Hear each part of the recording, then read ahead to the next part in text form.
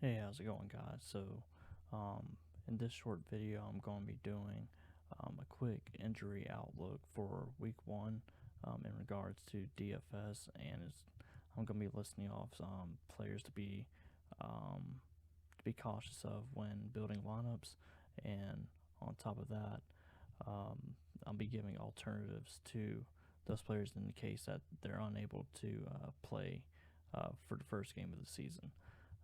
Then I'll be going over a quick first look for my Yahoo roster, which is a standard 10-man season-long fantasy league. It's also a half-point PPR scoring structure as well. So let's get into it. To start off with, I was going to take a quick look at some of the injuries that can have some massive impacts on certain players that are going to take up a lot of volume. Majority of them on Sunday. There's another one that I'm going to talk about at the end regarding Thursday Night Football. But first one I want to look at is one that I've been kind of monitoring and looking at, making sure I'm keeping an eye out for, because he's been one of my big value picks going into Week 1 was Rondale Moore. It says here wasn't listed on injury report, but again they said he was going to be a close call leading up to Week 1. It looks like he's going to be good, but that's something you're going to have to keep up on going into Sunday morning or early Sunday afternoon before kickoff. I wrote down some players to replace Rondale Moore in the case of him not being able to go. AJ Green, Hollywood Brown, and another injury to kind of look out for with that pass catching group is Zach Ertz is also hurt with a calf injury, I believe. So the rookie Trey McBride might be stepping into a large role for the Arizona Kansas City game Sunday, which is one of the highest point total games on the slate. So another way to kind of pivot off of a lot of people playing that game. I haven't looked at ownership through Fantasy Labs yet, but it looks like you could. Another way to go about it is just not play the pass catching group and to kind of pivot and go James Conner in that spot, and then going elsewhere to find value for the pass catchers and the quarterback. Double stack and bring back for that particular game. So that's one way to go about it. My next guy to keep an eye out for, or that we've got some better news on. He's actually going to be on another slate. Is Chris Godwin. Chris Godwin is expected to play, but I wouldn't play him if you're looking at doing the full 16 game slate for this week. Personally, I would just fade him. I feel like he's going to be on a limited workload this week, or for the next couple of weeks, rather. If you wanted to go with the Tom Brady stack with Mike Evans, Julio Jones, Scotty Miller, Kyle Rudolph, Cam Brate. If you want to play a Tom Brady stack with Julio Jones, Mike Evans, Scotty Miller, Cam Brate, possibly even Leonard Fournette if you want to throw him in there as well. I would avoid using Chris Godwin for the time being, just while he's still recovering from that ACL injury from last year. The next guy on my list, I've mentioned in previous videos, but since I'm doing the injury video, I might as well go ahead and cover him as well. It's well known now that Brian Robinson sustained some gunshot wounds during a carjacking. As unfortunate as it is, this bodes well for Antonio Gibson for this week against Jacksonville. Again, with Robinson being out, J.D. McKissick being really a role player coming off the sideline as the pass catching running back. Antonio Gibson's going to be looking at a lot of volume against this Jacksonville offense. If you didn't really feel comfortable going with the Wentz, McLaurin, Samuel, Stack, Gibson could definitely be a good use of that a running back spot or a flex spot, especially at the $5,800 price point. J.K. Dobbins, I would say, is a fade for at least the first 3 weeks of the season. Guys to replace him in the lineup would be Mike Davis and be Kenyon Drake at $5,000 for Kenyon Drake and $4,400 for Mike Davis. Another thing to keep an eye on that I'm kind of getting a bad vibe on is the contract negotiations for Lamar Jackson. Although he hasn't said anything about sitting out any point in time during the season, he has reiterated over and over again the deadline's Friday.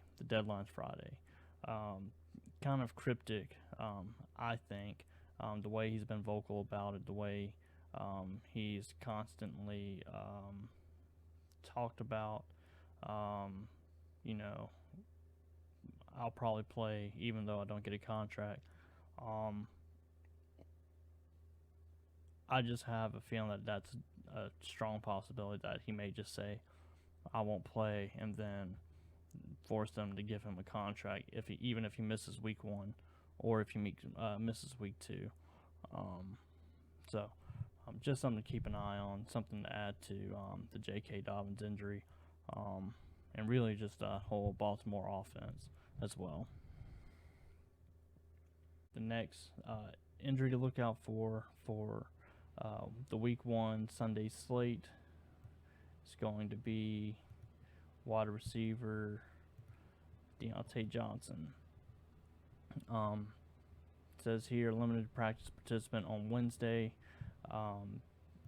Also listen to the beat reporter from Pittsburgh on the Pat McAfee show.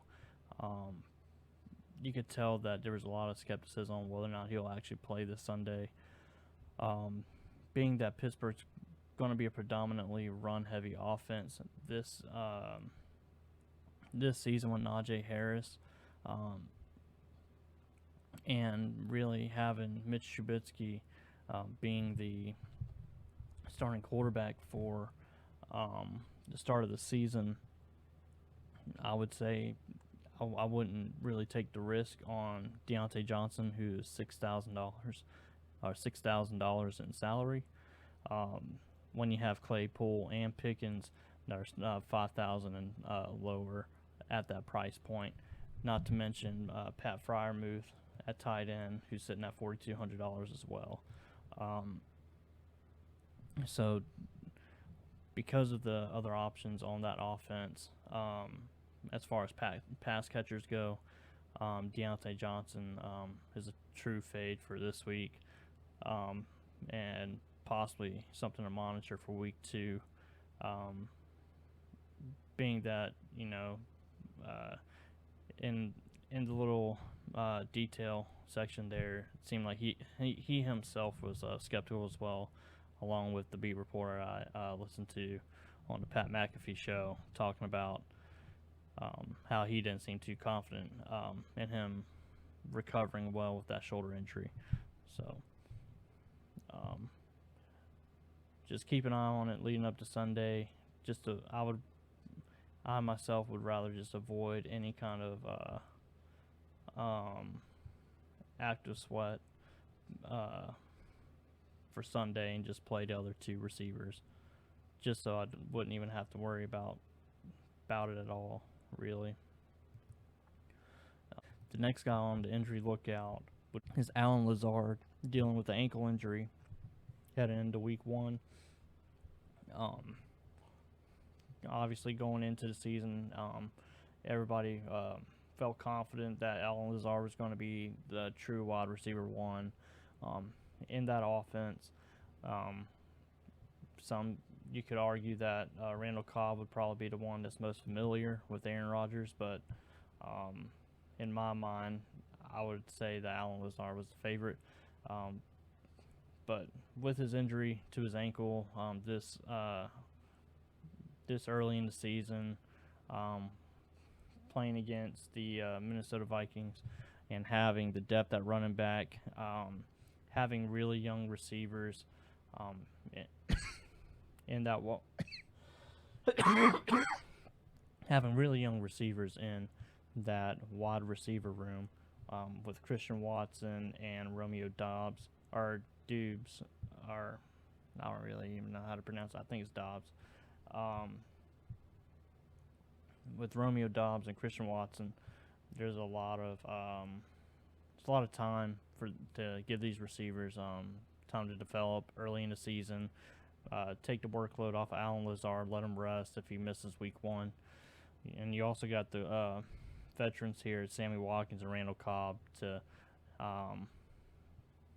help Rodgers out in the pass game, especially for week 1. So with that injury being so early in the season, I would expect, or in my opinion, if I'm the Green Bay Packers, I'm resting Lazard. Being this early in the season, having the healthy running back room with Aaron Jones, A.J. Dillon, and Sammy Watkins, Randall Cobb, Romeo Doubs, and Christian Watson, who are healthy. To me, it's just too early to risk aggravating that injury. I would definitely, if you're looking at building an Aaron Rodgers double stack for that game, I'm strongly looking at Watkins, Cobb, and Dobbs. If you want to take Watson at 5,100, can. I just feel like that's a riskier pick, being that Aaron Rodgers made a point to mention Romeo Doubs in an interview, how he's not going to hold him to a typical rookie standard. The last guy I wanted to mention, as far as injuries go, is Van Jefferson.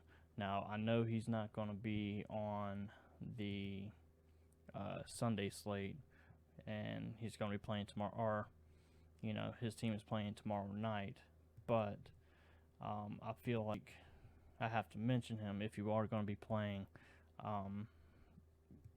in a showdown lineup, that he is going to be out tomorrow night against Buffalo for the opening game of the season.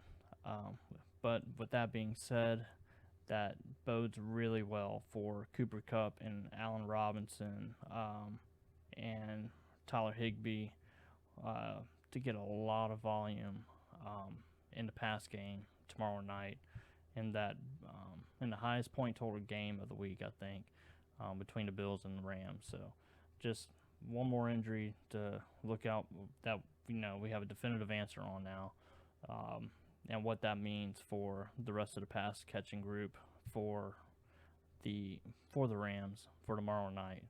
So something to keep in mind when you're building lineups for the showdown tomorrow night, or if you're doing the full 16-game slate this weekend. So something to keep an eye out for.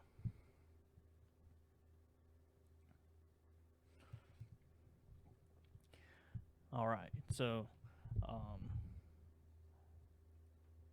so yesterday I did a standard season-long draft for Yahoo. It's a half-point PPR league, 10-man league, and we finished the draft yesterday, and this is my week 1 matchup. Throughout the season, I'm just going to kind of do a quick overview of, just kind of like a personal journal, see how I'm doing on my standard draft league. I feel like I had a pretty solid draft. Took Dak Prescott, Mike Williams, Terry McLaurin, CMC, Aaron Jones, Mark Andrews, Rashad Bateman, Ryan Suckup, and the Cleveland defense. Needless to say, I actually had the number 1 pick, so that was I've never had that in all the years that I've been drafting through Yahoo. So that was a bit of a surprise when we entered the draft lobby. So I thought that was pretty cool. Kind of challenging as well, going basically 20 picks before you get to the next round, then having the back-to-back picks like that. So I had to reach a little bit on certain picks, but I thought it was solid. I thought I had a solid draft, and this is the draft order that I had gone in for the draft.